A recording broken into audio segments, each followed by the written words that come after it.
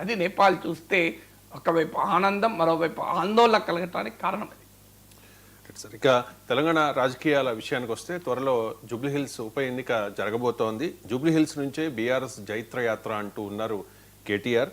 Sir, Jubilee Hills ఉప ఎన్నికలో గెలిచి కాంగ్రెస్కు బుద్ధి చెప్పాలి అనేది కేటీఆర్ పిలుపు. సార్, కార్యకర్తలతో కూడా నేను మాట్లాడుతూ చాలా అంశాలని ప్రస్తావించారు. ఒకసారి అబ్బాయి పేరు చెప్పి భయపెట్టుకుంటా బిల్డర్ల దగ్గర పైసలు గుంజుడే గుంజుడు. ఏ బిల్డర్ ఆడ దొరుకుతాడా, నీ ఇల్లు గుల కొడతాం, నీ బిల్డింగ్ గుల కొడతాం అని బెదిరించుడు, పైసలు గుంజుడు, అడ్డమైన పైసలు సంపాదించుడు.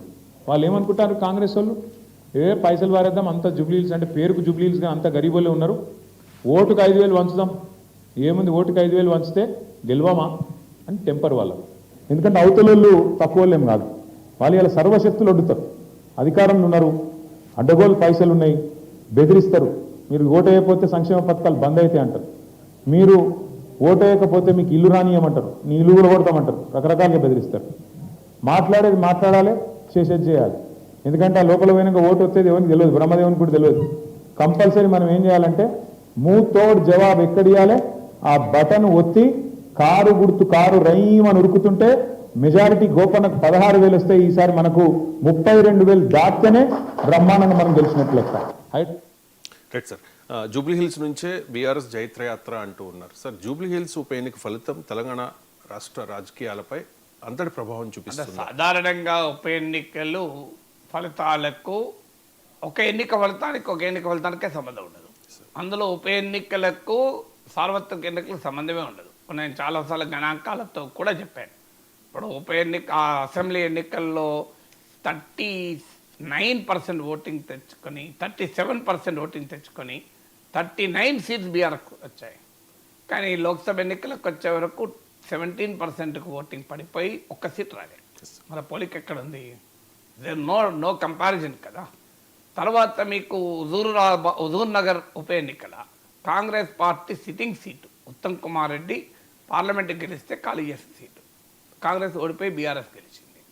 నాగార్జున సాగర్లో బీఆర్ఎస్ నోముల నరసింహయ్య చనిపోతే ఖాళీ అయిన సీటు.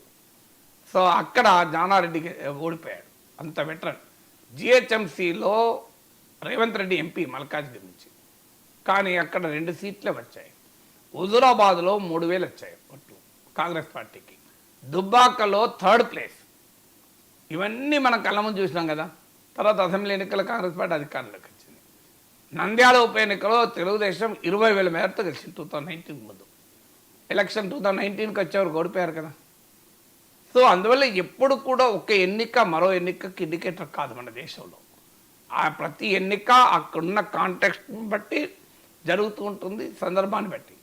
అందులో ఉప ఎన్నిక ఎప్పుడు కాంటెక్స్ట్ కాదు. కానీ పొలిటికల్ సిగ్నిఫికెన్స్ ఎందుకు వస్తుంది అంటే ఇది అనేక అంశాలని టెస్ట్ చేస్తుంది జూబ్లీహిల్స్. ఒకటి టెస్ట్ చేసేది అంటే బీఆర్ఎస్ నుంచి 10 మంది ఎమ్మెల్యేలు కాంగ్రెస్కు మారారు.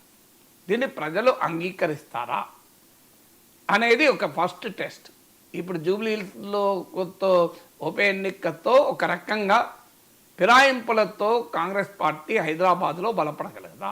ఎందుకంటే అసెంబ్లీ ఎన్నికల సమయంలో ఆ హైదరాబాద్ ఒక రకంగా తీర్పు చెప్తే తెలంగాణ ఇంకో రకంగా తీర్పు చెప్పింది. సో అందువల్ల ఇంకా హైదరాబాద్లో బీఆర్ఎస్ బలంగా ఉందా ఈ క్వశ్చన్. రెండవది, కాంగ్రెస్ పార్టీ హైదరాబాద్లో బలాన్ని పుంజుకుందా?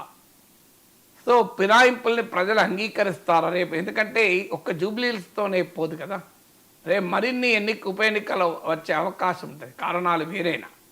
సో అక్కడ మరిన్ని ఉప ఎన్నికలు వచ్చే అవకాశాన్ని కొట్టిపారేయలేము సుప్రీంకోర్టులో జరుగుతున్న కేసు రీత్యా చూస్తే. అందువల్ల ఇది ఒక రకంగా పార్టీ ఫిరాయింపుల పైన ప్రజల తీర్పు అవుతుంది. రెండవది, బీఆర్ఎస్ హైదరాబాద్లో బలంగా ఉందా, కాంగ్రెస్ పుంజుకుందా అని. మూడోది, కాంగ్రెస్ ప్రభుత్వం పైన అసంతృప్తి ఉందా, సంతృప్త స్థాయి ఏ రకంగా ఉంది.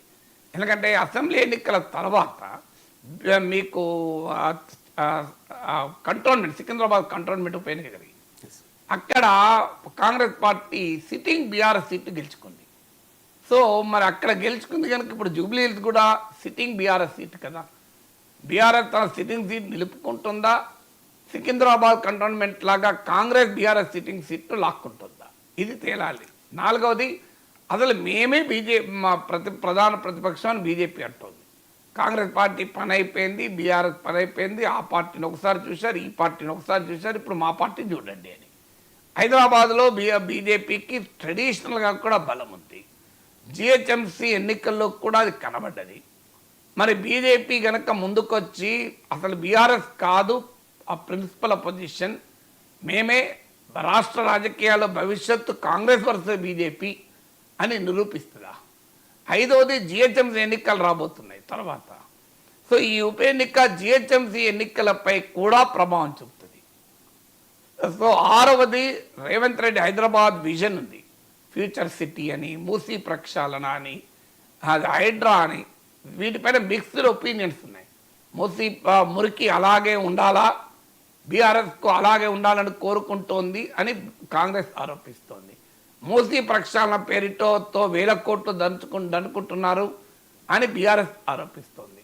మూసీ ప్రక్షాళన పేరిట పేదలకు ఇల్లు లేకుండా చేస్తారా అని బీజేపీ బీఆర్ఎస్ అంటోంది.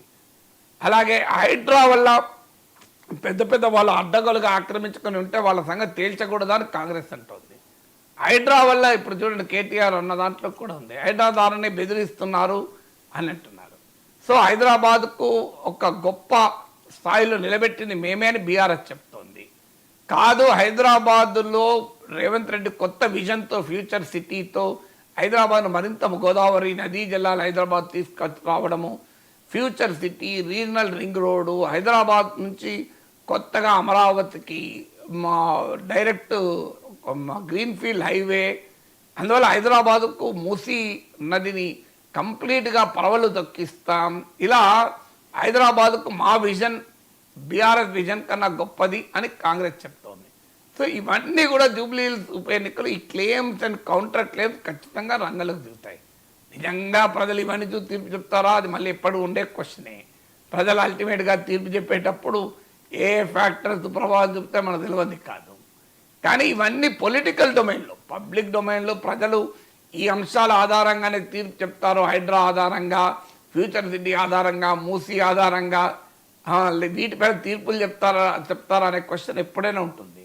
కానీ పొలిటికల్ డొమైన్లోనైతే ఈ ఎన్నిక జరుగుతున్న సమయంలో ఫలితం వచ్చాక ఈ కంటెస్టేషన్ అయితే ఖచ్చితంగా ఉంటుంది. అందువల్ల జూబ్లీ హిల్స్ ఉప ఎన్నిక becomes very very interesting.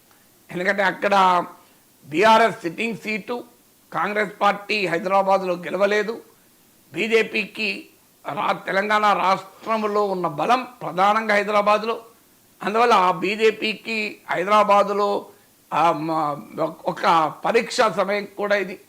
So మీకు రాజాసింగ్ లాంటి హైదరాబాద్ నాయకులు పార్టీ దూరం చేసుకుంది, లేదా ఆయన పార్టీకి దూరం అయ్యారు. సో ఇలాంటి డైమెన్షన్స్ అన్నీ ఉన్నాయి కనుక మీరు కాంగ్రెస్లోకి ఫిరాయించిన బీఆర్ఎస్ ఎమ్మెల్యేలు కూడా ఎక్కువ మంది హైదరాబాద్లో వాళ్ళే. సో ఇలాంటి అనేక ఫ్యాక్టర్స్ ఉండడం వల్ల జూబ్లీ హిల్స్ ఉప ఎన్నిక ఖచ్చితంగా it has become very very interesting contest. Yes, thank you so much sir. చాలా అంశాలకు సంబంధించి చాలా డీటెయిల్డ్గా విశ్లేషణ అందించినందుకు.